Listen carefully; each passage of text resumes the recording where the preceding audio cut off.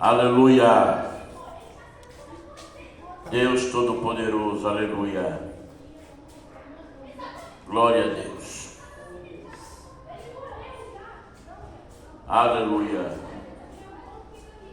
Quero cumprimentar a igreja com a paz do Senhor. Amém. Vamos fazer um minutinho de oração, Senhor nosso Deus. Querido e eterno Deus, Pai de nosso Senhor e Salvador Jesus Cristo, diante, Senhor, da Tua presença, nos colocamos para glorificar o Teu nome, bendizendo na beleza da Tua santidade. Pai, abençoa nesta noite os Teus servos, já tem chegado as Tuas servas. Pai querido, aqueles que não puderam vir, o Senhor toma em Tuas mãos, pois o Senhor sabe de todas as coisas, Senhor. Meu Deus amado, aqueles que não conseguiram chegar também na Tua casa, o Senhor sabe de todas as coisas. Meu Deus amado, aqueles que irão ouvir a Tua palavra através das redes sociais, que o Senhor continue falando poderosamente nos corações daqueles que têm sede, ó Deus, de fome da Tua palavra, em nome de Jesus. Seja conosco nesta noite, para a glória do Teu nome. Aleluia. Glória a Deus. Nada me separa desse amor, nada vai tirar Jesus de mim. Todo sofrimento acabou, caminhando eu vou com Jesus até o fim. Sei que muito vou me alegrar por ter esse caminho para seguir.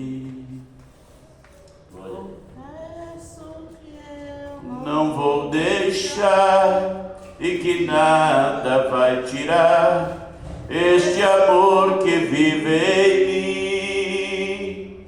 Confesso que eu não vou deixar e que nada vai tirar este amor que vive em mim. Glória a Deus. Aleluia. Às vezes nós passamos por situações em nossas vidas e que há momento que nós achamos que a nossa jornada não terá fim. Nós achamos que há momentos na nossa vida que nós achamos que a nossa jornada, a nossa lida, os nossos esforços fica no vácuo, fica perdido. Tamanha às vezes são as lutas, as reindas da vida, que nós achamos que vamos sucumbir, vamos perecer pelo caminho. Mas nós não podemos esquecer que os nossos irmãos, tanto os nossos irmãos do passado, quanto os nossos irmãos atuais, espalhados pelo mundo afora de nosso Deus, muitos estão passando também por muitas as agruras da vida. Muitos estão também perecendo, outros estão morrendo, outros estão sendo açoitados, outros estão sendo aprisionados, outros estão sendo coagidos, perdendo o seu direito de ir e vir. E isso, irmãos, nada mais é que aquilo que o nosso Senhor já falou na sua palavra. Por se multiplicar a iniquidade, o amor de muitos, o amor da humanidade esfriaria. E nós estamos atravessando tempos difíceis, tempos cruéis, tempos em que nós devemos voltar-se para o Senhor e olharmos para nós mesmos e nos preocuparmos com as nossas vidas diante do Senhor. Não pense você que você está sozinho nesta luta. Não pense em você que você está sozinho nesta caminhada. Pode ter certeza, muitos irmãos, muitas irmãs, muitos homens e mulheres de Deus, jovem, criança, independente da idade, da cor, da raça, da etnia, muitos estão perecendo, muitos estão sofrendo, muitos estão passando por situações muito difíceis, e há momento que pensamos que vamos sucumbir, não vamos suportar, mas nós temos que ter em mente que o nosso Senhor, Ele já nos preveniu de tudo isso. Ele disse na sua palavra: no mundo tereis aflições. Pode ver que ele fala no plural: no mundo tereis aflições. Ele não fala aflição, ele fala aflições. Querendo dizer com isso o quê? Verbalizando a variedade de sofrimento, verbalizando a multidões de sofrimento, de angústia, de situações que poderá vir sobre nossa vida, e não só sobre nossa vida, mas sobre todos aqueles que piamente querem servir o Senhor, de forma sábia e muito precisa. O nosso apóstolo Paulo, ele nos fala na carta aos Coríntios, que aquele que quer servir piamente o Senhor passará por aflições nesta vida.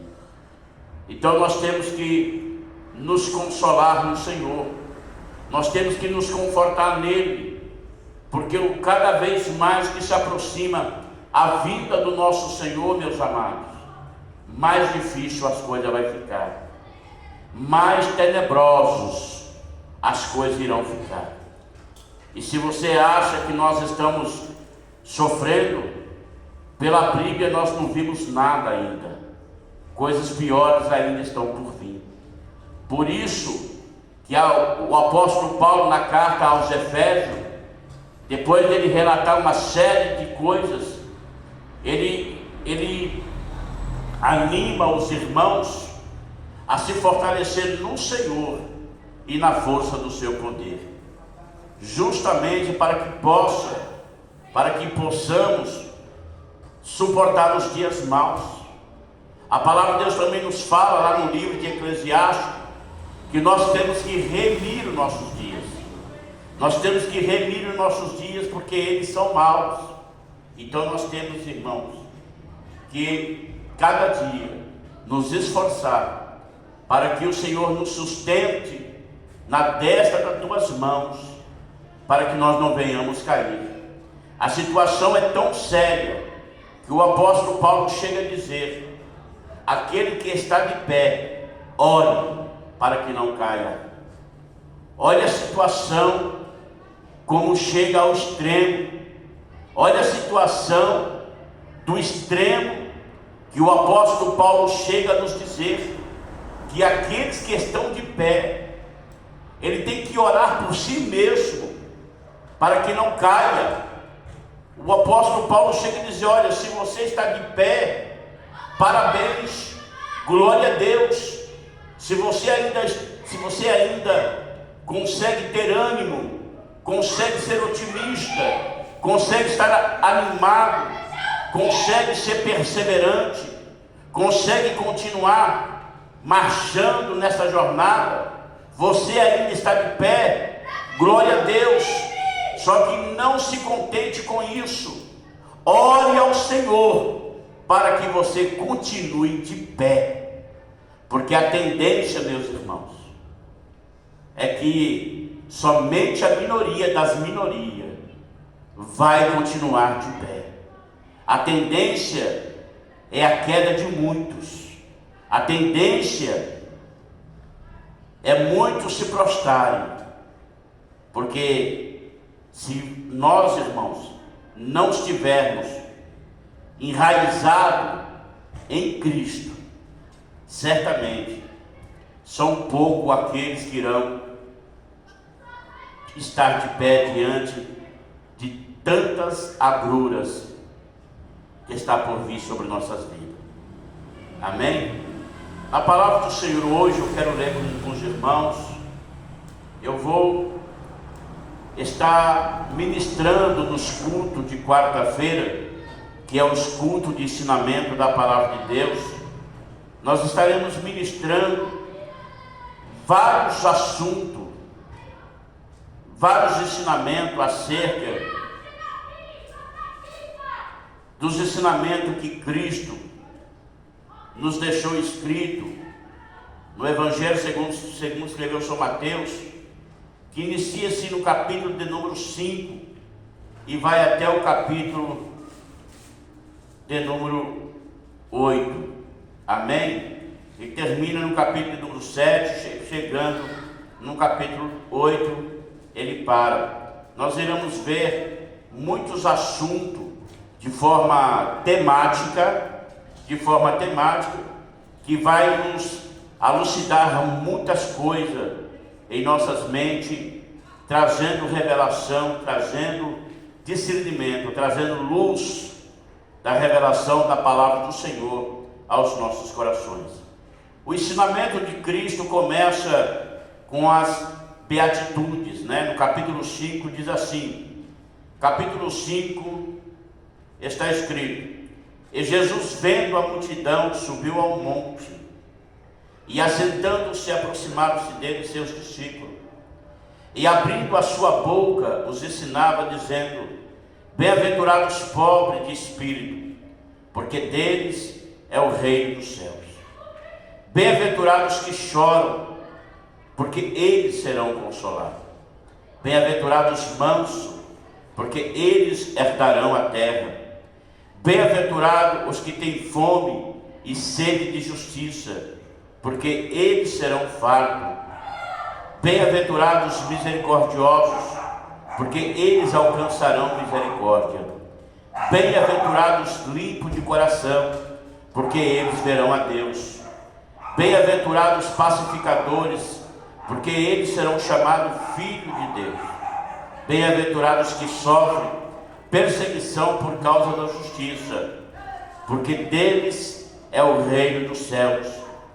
Bem-aventurados sois vós, quando vos injuriares e perseguires e mentindo, disserem todo mal contra vós por minha causa.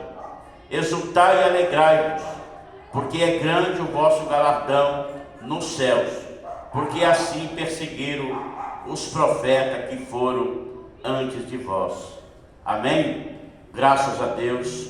Querido eterno Pai, em nome do Senhor Jesus, neste momento, ó Deus, nos colocamos em Tuas mãos, Senhor, para que o Senhor venha, meu Deus, através da boca do pregador, do ensinador nesta noite, do Teu mensageiro, o Senhor venha, meu Deus, através do Teu Espírito, deixar a Tua palavra revelada em nossos corações, em nossas mentes, tanto a nós que estamos presentes, quanto àqueles que ouvirão a Sua palavra através das redes sociais. Pai, eu tenho certeza que a Tua palavra, ela encontrará um coração sedento, alguém que estará precisando desta palavra nesta noite, Senhor.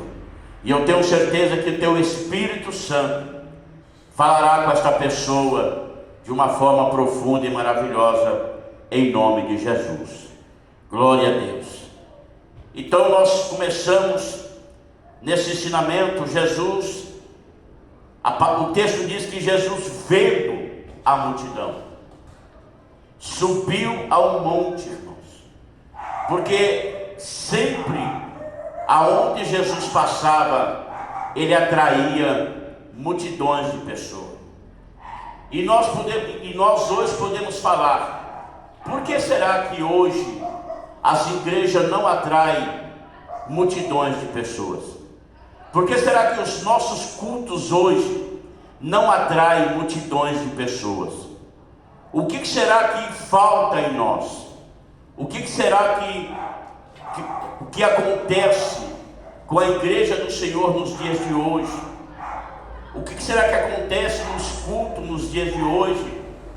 Que o povo, aqueles que estão lá fora, não tem mais curiosidade, não tem mais interesse, não tem mais vontade de procurar saber como é a igreja dos crentes, como é a igreja dos evangélicos, dos cristãos, porque não muitos dias atrás, irmãos, não muitos anos atrás, a igreja era uma igreja dinâmica, era uma igreja com muitas atividades. E a igreja, irmãos, por mais que a igreja era envolvida com as coisas do Senhor, mas a igreja sempre tinha algo nela que era visto por aqueles que estavam lá fora. E muitos eram aqueles que eram atraídos pelo exemplo da igreja, eram atraídos pelo modo de vida, o estilo de vida, o estilo de culto, o estilo de liturgia, que era um estilo diferenciado. Não é como é hoje.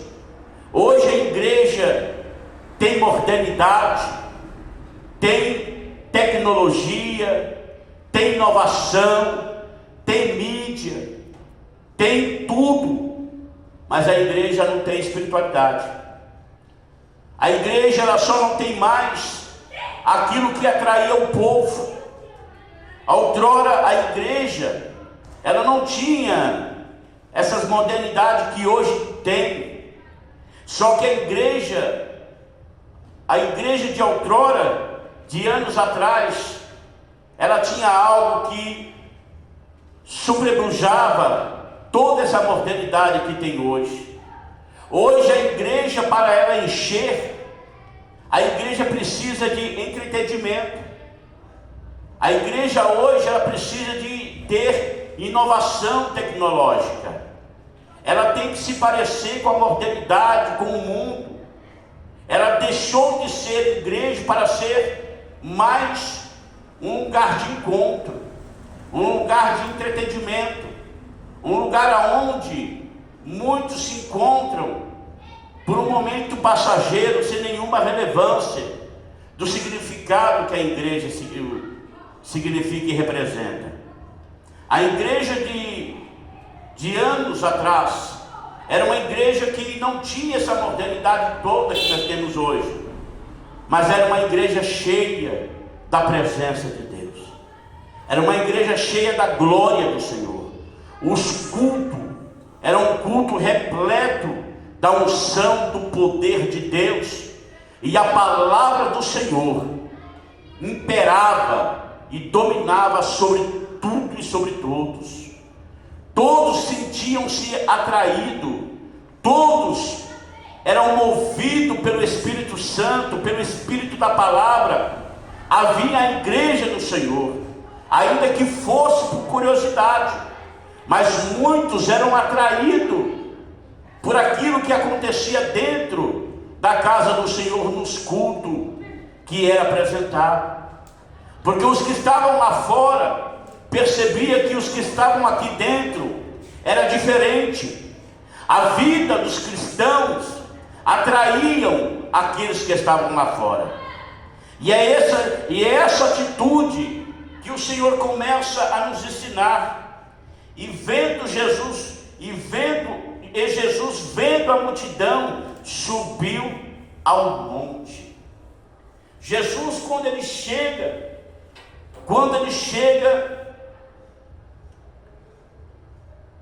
junto àquele monte, e com certeza era o Monte das Oliveiras, o monte estava tomado por grande multidão. O que será que atraía tanta gente assim?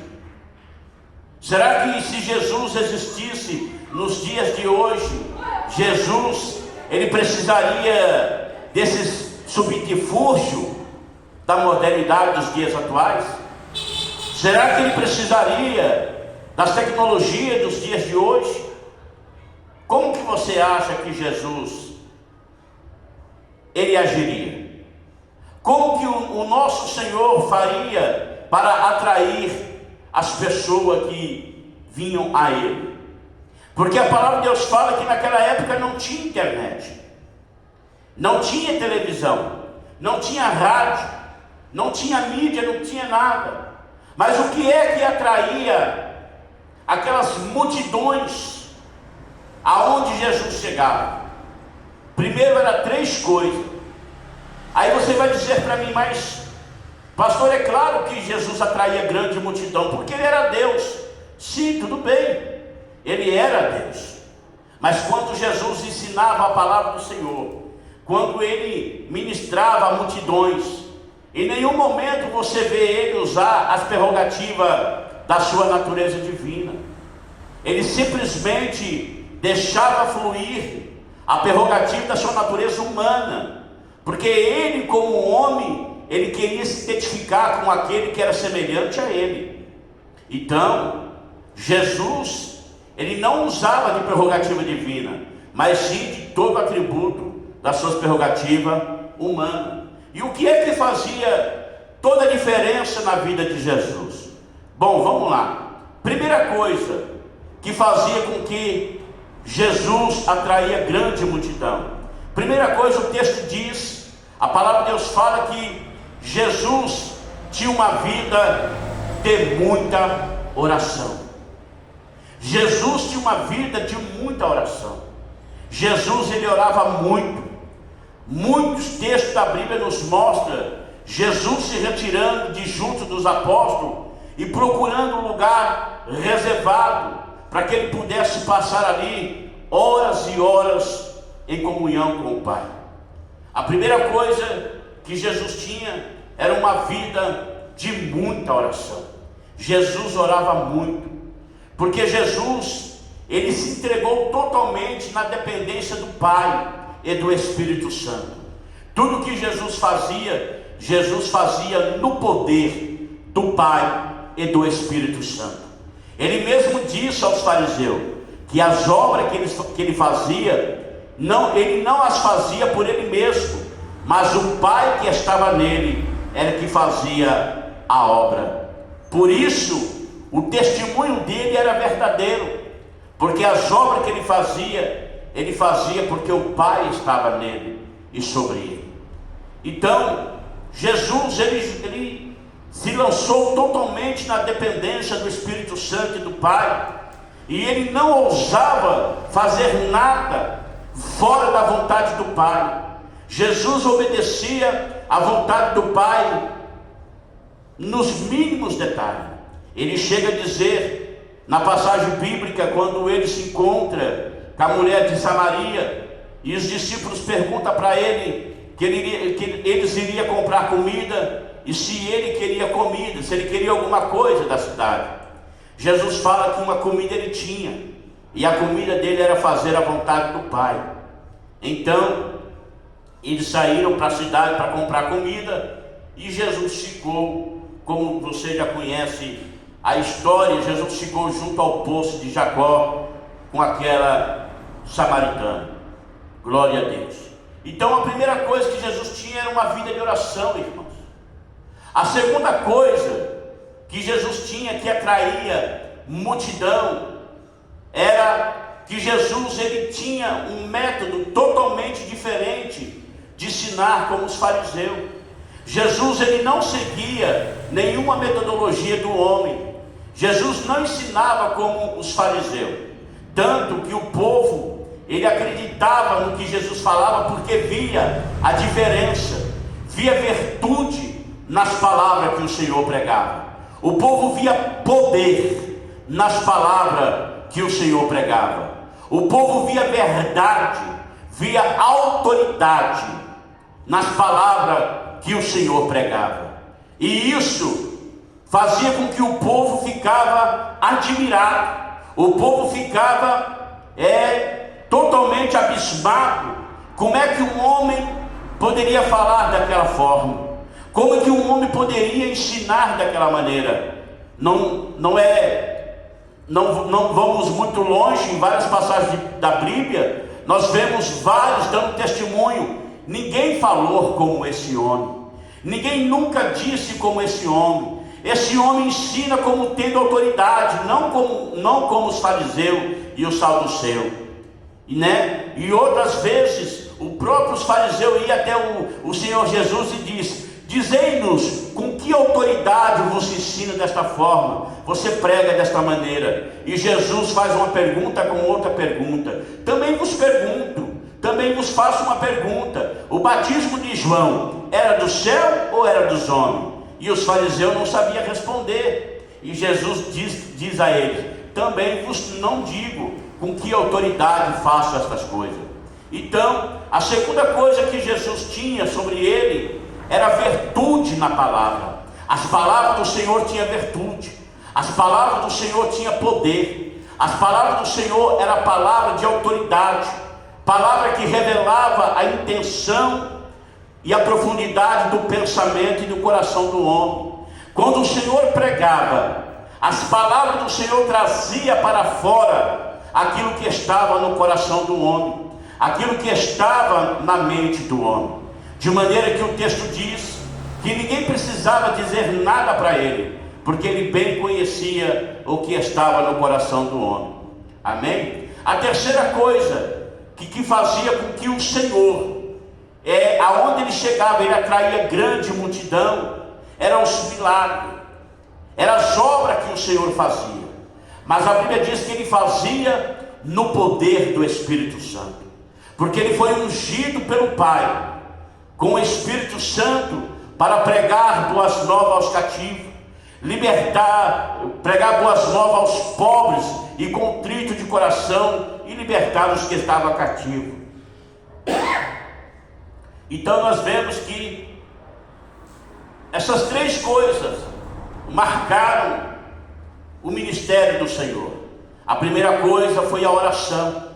A segunda coisa foi o modo como o Senhor pregava a palavra, como ele ensinava. As palavras do Senhor tinham virtude, tinha poder. As palavras do Senhor eram palavras que traziam revelação à tona aquilo que estava no coração do homem. A palavra do Senhor eram palavras de autoridade. Não era a palavra de um religioso, era a palavra de alguém que falava com profundidade, que falava com autoridade, que falava conforme o ensinamento que ele recebera do Pai. E a terceira coisa, e a terceira razão pelo qual o Senhor atraía multidões, era porque o Espírito Santo era sobre ele. O Senhor era ungido pelo Espírito Santo. Então nesta noite eu quero ficar nesse versículo.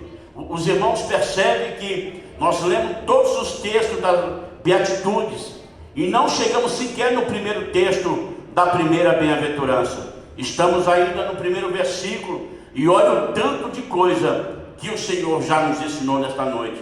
E é isso, irmãos, que eu nesta noite quero conscientizar a você que me escuta, a você que vai me ouvir, a você que vai ouvir essa mensagem através das redes sociais, através da palavra do Senhor. Então, nós vamos ver aqui que essas três coisas precisam estar no coração daqueles que servem o Senhor. A primeira coisa que nós temos que ter é a vida de oração. Ninguém pode fazer a obra de Deus, ninguém pode ser capacitado pelo Senhor, ninguém pode fazer a vontade de Deus, ninguém pode mudar o coração de ninguém, a vida de ninguém, estando vazio. As palavras que saem da boca de um homem de Deus, de um jovem, de uma criança, de uma mulher, de um homem, de um idoso, de uma senhora, seja quem for, as palavras que saem da boca desta pessoa, na instrumentalidade do poder de Deus, tem que sair tem que sair repleto de oração, tem que sair repleto de poder, tem que sair repleto de autoridade. Então aqueles que estão diante do Senhor, que são vasos de Deus, que se preocupa em ganhar almas para o Senhor, tem que saber que no reino de Deus, diante do Senhor, para fazer a vontade do Pai, para ganhar almas para Jesus, para atrair aqueles que estão lá fora para dentro da casa do Senhor, a primeira coisa que você precisa é ter vida de oração. Se você não se você não tiver vida de oração, se você não tiver vida de comunhão com o Senhor, se você não tiver vida de intimidade com Deus na oração, se você não tiver vida de comunhão com o Senhor, através de um relacionamento íntimo e profundo com o Senhor por meio da oração, você não poderá ir adiante. Você não vai ter nada em você que atrai aqueles que estão lá fora, porque as palavras que vão sair de você serão palavras vazias, serão como tiro que soa, como uma lata que só apenas ecoa barulho, mas não surtirá nenhum efeito. Não haverá nenhum despertamento daqueles que estão lá fora. Você não vai conseguir atrair ninguém que está lá fora, porque você não vai passar de apenas mais um que grita, mais um que pula, mais um que se emociona, mais um que esperneia, que fala. Não, você simplesmente será mais um visto como mais um agitador, mais um que se emociona, né? Mais um fanático. Você será visto como mais um religioso. Mas quando você tem uma vida plena de oração, uma vida convicta de oração, uma vida voltada para o Senhor de oração, o Espírito Santo, ele unge você como ele ungiu o Senhor. Ele vem sobre você como ele veio sobre o Senhor. Ele te capacita como ele capacitou o Senhor. E ele traz a revelação do Senhor Jesus. Ele traz a virtude do Senhor sobre sua vida. Ele traz o cheiro, o perfume, a graça, a presença do Senhor Jesus. Ele traz sobre tua vida, de maneira que quando o Espírito Santo traz essas virtudes do Senhor, essas graças, essas maravilhas do Senhor sobre sua vida, você passa a ser diferente. Aonde você anda, o perfume que você exala é diferente, a sua face é diferente, o seu modo de andar e vestir é diferente, o seu modo de falar é diferente. Aonde você passa, as pessoas olham para você com diferença. Elas querem saber por que você é diferente. Elas querem saber o que tem na tua vida, o que é que tem dentro da sua vida que as faz olhar para você e querer ser como você e ter o que você tem. Quando nós temos uma vida de oração, o Espírito Santo, ele revela para aqueles que estão lá fora. Ele atrai aqueles que estão lá fora para perto de você. Você passa a ser como um imã. Aonde você vai, você atrai as pessoas perto de você. Você atrai aqueles que te ouvem. As pessoas querem te ouvir. As pessoas querem estar perto de você. As pessoas querem estar aonde você está, porque sabe que algo dentro de você as faz feliz, as faz ter paz, as faz querer ter o que você tem e desejar o que você tem. Então, Jesus, ele começa dizendo: e vendo Jesus a multidão. O Senhor quer que nós tenhamos uma vida de oração, para que nós possamos ver como a águia vê, para que nós possamos ver as multidões que estão lá fora, precisando de alguém que possa atraí-la para perto de si, para perto do Senhor. A segunda coisa que nós temos que ter em nossas vidas, meus irmãos,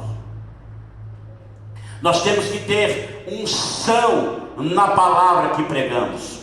Nós temos que ter virtude na palavra que pregamos. Nós temos que ter autoridade na palavra que pregamos. Porque senão, irmãos, as palavras que saem de nossas bocas simplesmente são palavras vazias, são palavras lançadas aos ventos. A palavra de Deus, irmãos, é uma palavra poderosa. A Bíblia diz que ela é apta para discernir pensamento e intenções de coração, e penetra até a divisão da alma, juntas e medula. A palavra de Deus, ela é poderosa, mas para a palavra de Deus ela fluir em nossas vidas, a virtude que ela possui, é preciso que o homem de Deus tenha uma vida de comunhão com o Senhor. É preciso que o homem de Deus tenha uma vida de oração.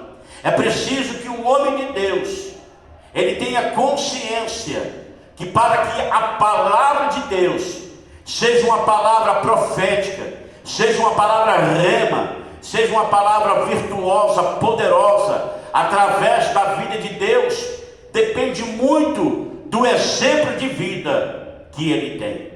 Depende muito da atitude de vida que ele tem. Depende muito daquilo que o homem pratica.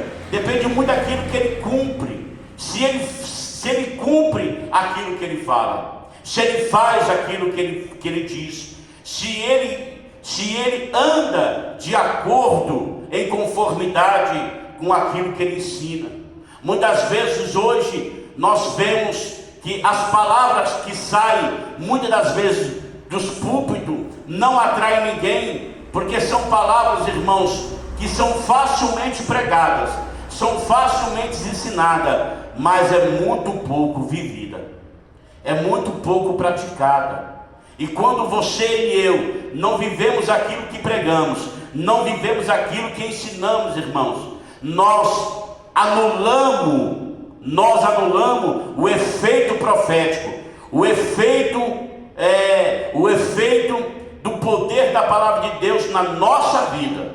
A palavra de Deus em si, ela jamais perde o seu poder. A palavra de Deus, ela é sempre inspirada, sempre foi e sempre será poderosa e eficaz para aquilo que ela é enviada.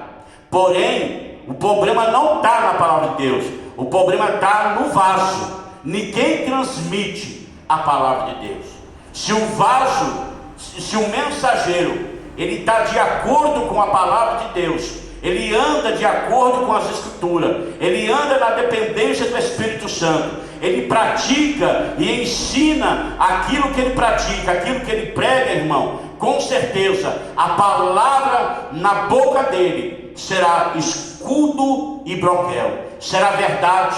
Nós vemos esse exemplo na vida de Eliseu, quando aquela mulher a sunamita, ela olhou para o Eliseu e disse: verdadeiramente ali vai um homem de Deus. Mas por que ela percebeu que o profeta Eliseu era um homem de Deus? Porque ela via o modo de vida do profeta Eliseu, ela via o modo de atitude, de comportamento do profeta Eliseu, ela via como Eliseu se portava, ela via o exemplo de vida do profeta Eliseu, ela via o costume, o hábito do profeta Eliseu, e a Bíblia diz que ela ficava ali observando todos os dias, e quando Eliseu passava pela sua casa, ela ficava ali observando a vida dele, observando a sua atitude, observando a sua forma de proceder, de andar, de falar, de agir, até que o Espírito Santo revela para ela que aquele homem era um profeta do Deus Altíssimo. A palavra de Deus na boca dele era verdade, porque era a palavra que quando Eliseu pregava, quando Eliseu falava, o Eliseu falava a palavra com virtude, com autoridade, com poder, com convicção, com graça, de maneira que tudo quanto saía da sua boca, Deus cumpria a sua palavra. Um outro profeta também, usado poderosamente na mão do Senhor na palavra, era o profeta Samuel. A Bíblia diz que todas as palavras que saíam da boca do profeta Samuel, nenhuma caiu por terra. O Senhor as cumpriu todas. Então, meus irmãos, nós temos que ter esse cuidado.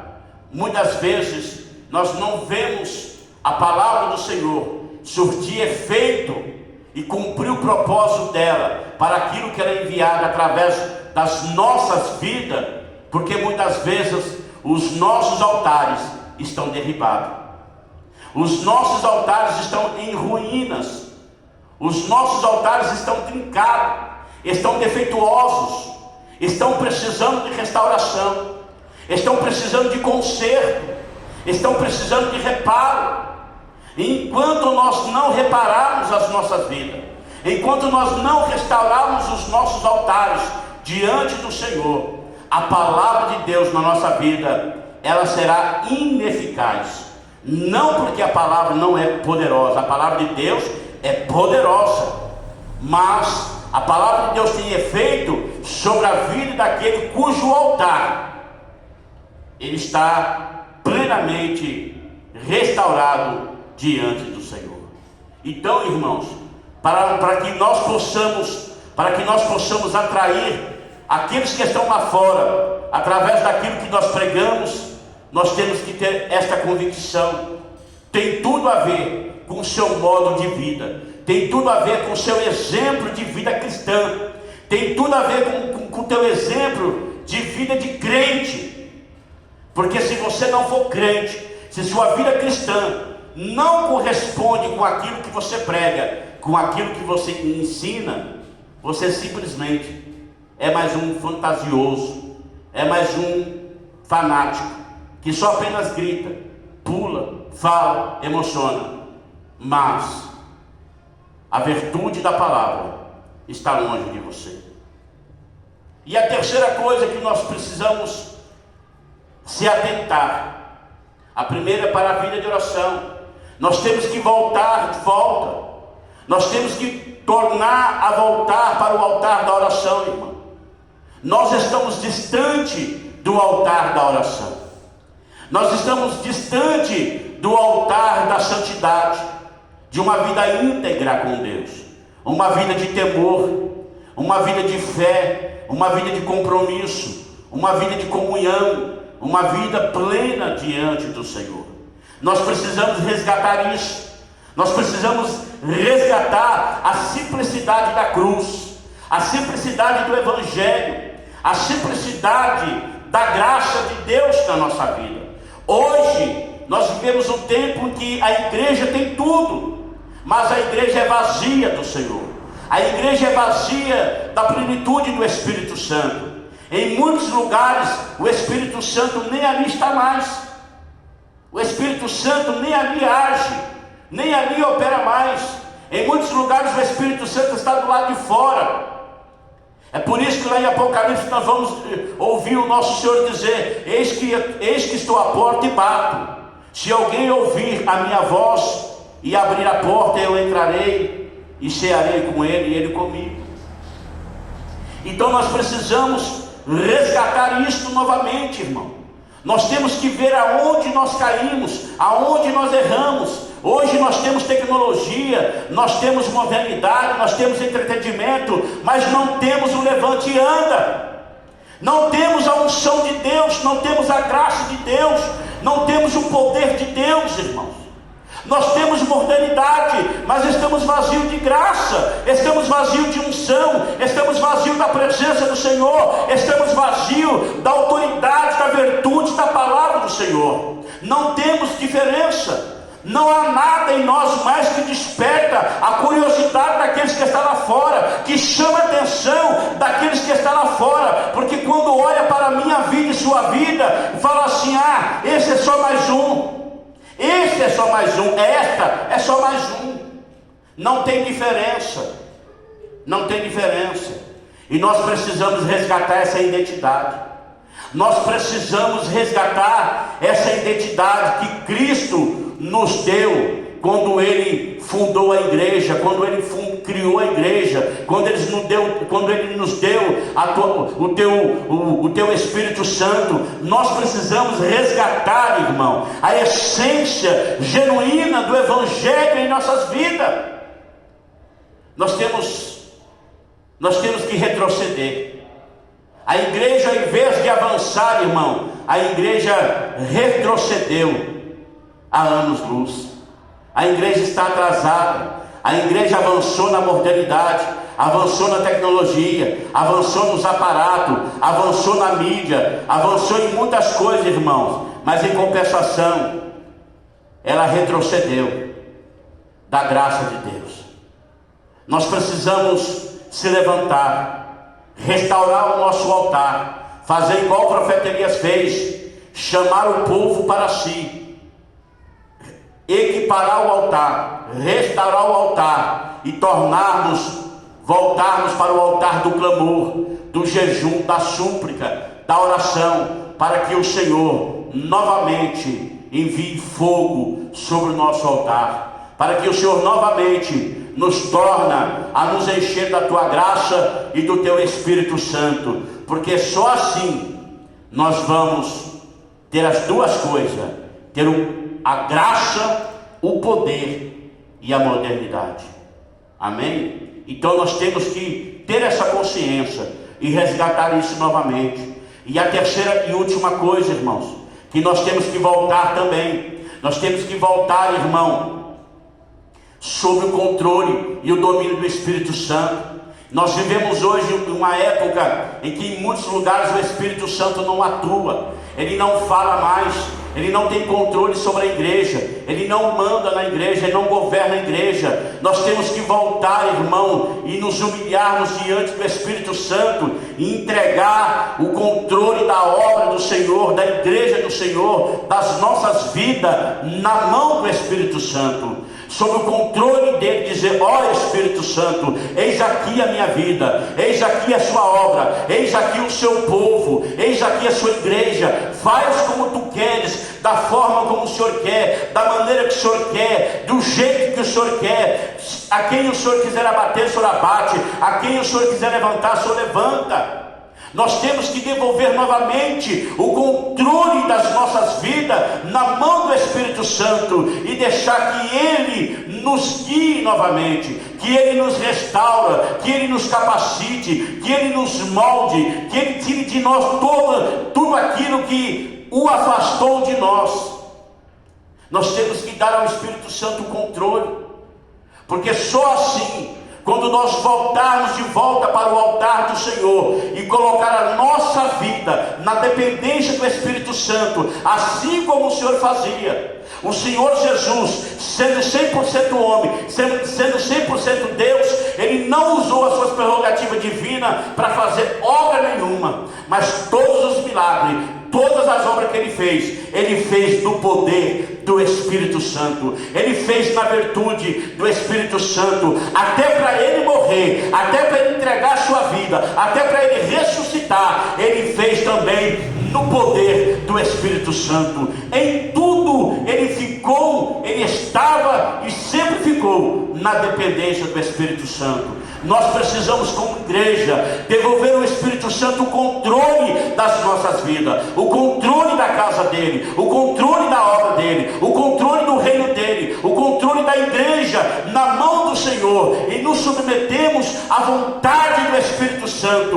o querer do Espírito Santo, para que ele de novo nos restaure, nos enche da sua presença, da sua virtude, do seu poder, porque aí sim, nós estando com a vida cheia do Espírito Santo, nada mais vai nos faltar para atrair as nações, para atrair aqueles que estão lá fora, porque então nós estaremos completos, vida de oração, palavra com poder, autoridade e virtude, e corações e espírito cheio do Espírito Santo, andando na virtude do Espírito Santo, no poder do Espírito Santo, na graça do Espírito Santo, na plenitude do Espírito Santo e principalmente na dependência dele. Aí não nos faltará mais nada. Você pode ter certeza, aonde você for, multidões será atraído por aquilo que estiver dentro de você, será atraído por aquilo que está dentro de você.